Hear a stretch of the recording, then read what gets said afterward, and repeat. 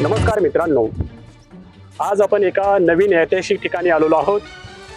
खरं तर शिवछत्रपतींच्या पदस्पर्शाने पावन झालेली ही चाकणची भूमी आणि माझ्या पाठीमागे तुम्ही जे पाहताय हे चाकणचा किल्ला आहे। हाच किल्ला 1630 मध्ये आदिलशाहीच्या ताब्यामध्ये होता। त्यानंतर छत्रपती शिवाजी महाराजांनी हा किल्ला स्वराज्यामध्ये आणला आणि त्या किल्ल्याचं नाव ठेवलं संग्राम दुर्ग। या संग्राम दुर्गाची खऱ्या अर्थाने आज आपण सफर करणार आहोत आणि हा संग्राम दुर्ग आज आपण जवळून पाहणार आहोत। चला तर मग आपण जाऊया संग्राम दुर्गामध्ये। मित्रांनो, आपण संग्राम दुर्गाच्या मुख्य प्रवेशद्वारातून आज जातोय। माझ्या डाव्या आणि उजव्या बाजूला जे बुरुज तुम्हाला दिसताय त्या बुरुजावर शिवकाळात स्वाभिमानाने छाती ताणून उभे राहिलेले मावळे आम्हाला दिसायचे। याच मावळ्याच्या रक्ताने आणि घामाने ही माती पवित्र झालेली आहे। आज जरी या भिंती शांत असल्या तरी गडाच्या या उंबरट्यावर पाऊल ठेवताच अंगावर काटा मात्र आमच्या नक्की येतो।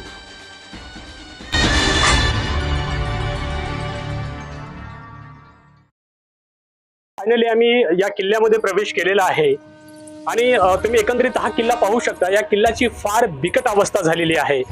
खरं तर मित्रांनो, ही आपल्या बाबाजाद्यांची शौर्यांची आणि पराक्रमाची वास्तू आहेत। हे आम्ही तुम्ही सर्वांनी जपली पाहिजे बांधवांनो। इतकी बिकट अवस्था केलेली आहे, इथं किल्ला म्हणून काही अवशेष राहिलाच नाही। काळाच्या ओघामध्ये हे संपुष्टात आलेलं आहे, पाहू शकता तुम्ही। खरं सांगू तर इथं उभं राहिल्यावर छाती अभिमानाने फुगते मित्रांनो, पण इथली पडझड पाहून डोळ्यात पाणी मात्र नक्की येते। ज्या मातीनं फिरंगोजी नरसाळा आणि त्यांच्या 350 मावळ्यांचं रक्त झालं त्या मातीची आज अशी अवस्था झाली आहे। ऐतिहासिक तटबंदी तोडून गडाच्या मधोमध डांबरी रस्ता बनवला गेलाय। आजूबाजूला अतिक्रमण झालंय। आपण मोठमोठे किल्ले पाहायला परराज्यात जातो, पण पुण्याच्या अगदी जवळ असलेल्या ज्वलंत इतिहासाची अवस्था पाहून एकच प्रश्न पडतो, आपण आपला हा सुवर्ण वारसा असा नष्ट होऊ देणार आहात का?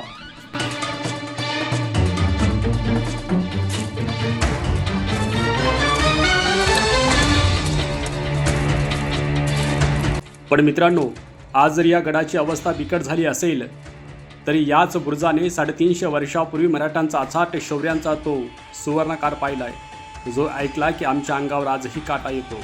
मित्रांनो, 13व्या शतकात देवगिरीच्या यादवाच्या काळामध्ये या किल्ल्याची पहिली तटबंदी निर्माण झाली होती। त्यानंतर इसवी सन 1595च्या सुमारास अहमदनगरचा निजामशहाने छत्रपती शिवाजी महाराजांचे आजोबा म्हणजे मालोजीराव भोसले यांना त्यांच्या शौर्याबद्दल सुपे, चाकण आणि पुणे या परिसराची जहागिरी दिली होती। या जहागिरीमध्ये शिवनेरीबरोबरच या चाकणच्या किल्ल्याचाही त्यावेळी समावेश होता। त्यानंतर मित्रांनो, इसवी सन 1647 मध्ये शिवरायांनी स्वराज्य स्थापनेच्या सुरुवातीच्या काळात हा किल्ला आदिलशहाकडून आपल्या स्वराज्यामध्ये आणला आणि या किल्ल्याचे रणधुमाळीचं महत्त्व ओळखून राजांनी त्यांचं नामकरण केलं संग्राम दुर्ग। त्यांनी या गडाची धुरा आपले विश्वासू फिरंगोजी नरसाळा यांच्याकडे त्यावेळी सोपवली होती।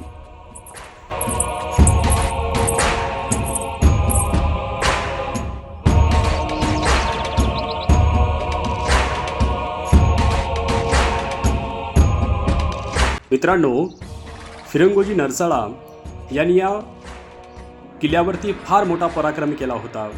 ती तारीख होती 21 जून 1660। औरंगजेबाचा मामा शाहिस्तेखान तब्बल 20,000ची बलाढ्य फौज आणि अशस्त्र तोफा घेऊन या चाकणच्या किल्ल्याला वेढा दिला। मुघल सैन्याला वाटलं होतं की हा सपाट जमिनीवरचा भुईकोट किल्ला आहे, 2 दिवसात शरण येईल, कारण गडाच्या आत होते फक्त 350 मावळे आणि 70 वर्षाचे किल्लेदार फिरंगोजी नरसाळा। पण इतिहास मित्रांनो वेगळाच घडला। तब्बल 56 दिवस या 350 मावळ्यांनी मुघलांना एक पाऊलही पुढे टाकू दिलं नाही आणि मग शेवटी 56व्या दिवशी मोगलांनी याच बुरुजाच्या खाली भुयार खणून सुरुंग लावला आणि हा बुरुज उडवला। बुरुज कोसळला, त्या बुरुजाला खूप मोठे खिंडार पडले। शत्रू आत घुसणार, तोच 70 वर्षाचे वीर फिरंगोजी नरसाळा बलाढ्य अशी तलवार घेऊन त्या खिंडारात वाघासारखे उभे राहिले आणि मुघलांची कत्तल करायला सुरुवात केली। मित्रांनो, तुम्ही पाहू शकता हाच संग्रामदुर्ग किल्ल्याचा जो मेन दरवाजा आहे तो या ठिकाणी होता। या ठिकाणी पाहू शकता कुठल्याच प्रकारचं अवशेष या ठिकाणी आम्हाला बघायला मिळत नाहीये। फार बिकट अवस्था या ठिकाणी झालेली आहे।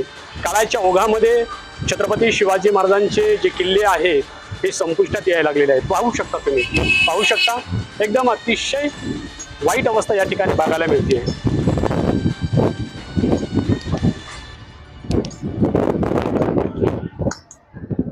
मित्रांनो, आता आलोय आपण संग्रामदुर्गाच्या पायथ्याशी असलेल्या एक अत्यंत प्राचीन आणि जागृत ठिकाणी. हे आहे ऐतिहासिक दामोदर विष्णू मंदिर. याला चक्रेश्वर मंदिर परिसर म्हणूनही ओळखलं जातं. हे आहे यादवकालीन स्थापत्यकलाचा एक प्रतिम नमुना या ठिकाणी आम्हाला बघायला मिळते.